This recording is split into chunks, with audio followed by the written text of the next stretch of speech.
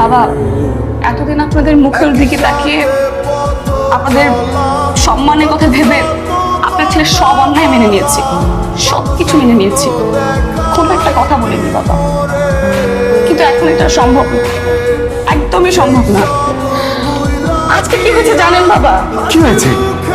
আপনাকে বলবো কিভাবে? আমি আজকে ছাদে গিয়ে আমি দেখি পাশের ফ্ল্যাটের একটা মেয়ে তার সাথে মিলন ফষ্টি নষ্টি করছে। কি তুই ফষ্টিনষ্টি করছিস? আজকে তোর খাইতে কি রে বাপ, তুই না বলছিস বৌমা চেহারা ছাড়া আর কারো দিকে তাকাবি না, এই খারাপ কাজটা আবার কেন করলি? মা তুমি ডাহা মিথ্যা কথা বলতেছে। আমি কোনো মেয়ের সাথে ফষ্টি নষ্টি করি নাই। আমি জাস্ট মেয়েটা ছিল গল্প শুনতেছিলাম। কি সুন্দর গন্ধ। দেখছেন বাবা, দেখছেন, শুনছেন আপনারা, শুনছেন মা আপনি? ছি, ছি।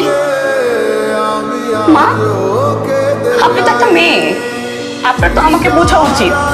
একবার আপনি ভাবেন, এই কাজটা যদি আপনার সাথে হতো, আপনার সাথে যদি এমনটা হতো, বাবা যদি এমন আচরণ করতো, আপনার কেমন লাগতো?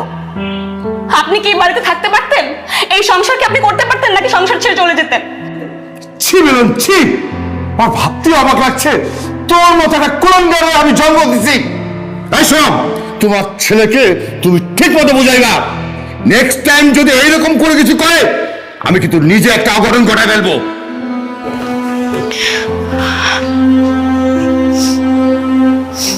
মারে, আমি তো নিজে একটা মেয়ে, আমি বুঝি তোমার কষ্ট, কিন্তু এইবারের মতন ওরে মাফ করে দাও মা।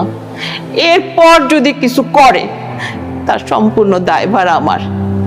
এইবারের মতন তুমি ওরে ক্ষমা করে দাও মা। এই বানরাই, তুই কানে ধর, বোর কাছে মাপ চা। আমি তোমার কাছে মাপ চাচ্ছি শুনি। আমি কান ধরে বলতেছি, আমি আর কখনো অন্য মেয়ের দিকে তাকাবো না।